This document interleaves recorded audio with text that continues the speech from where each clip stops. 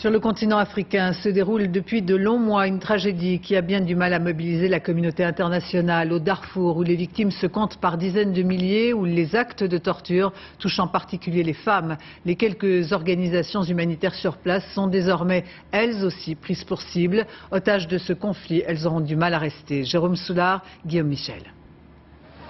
Combien de femmes et d'enfants vont-ils encore mourir au Darfour ? 3 ans de guerre, de souffrance pour ces populations noires minoritaires.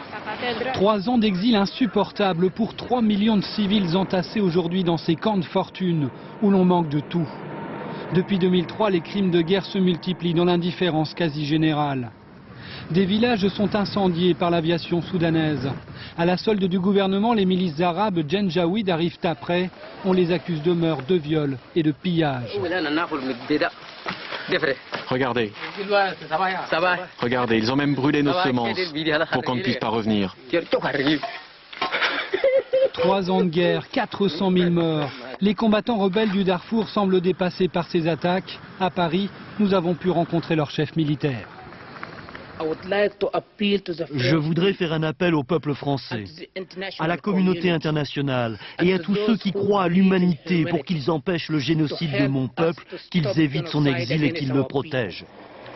Depuis quelques semaines, les ONG sont également prises pour cible. Le 18 décembre dernier, le camp de Guéridia, photographié il y a quelques semaines, était attaqué. Vol, simulacre d'exécution et même viol de personnel humanitaire, les derniers témoins du conflit.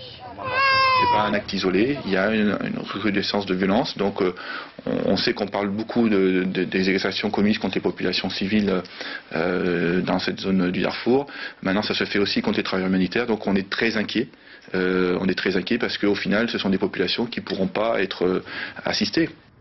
En août dernier, une résolution de l'ONU annonçait l'envoi de casques bleus, sans suite pour l'instant. Mais le nouveau secrétaire de l'ONU, le Sud-Coréen Ban Ki-moon, a déclaré qu'il ferait du Darfour l'une de ses priorités.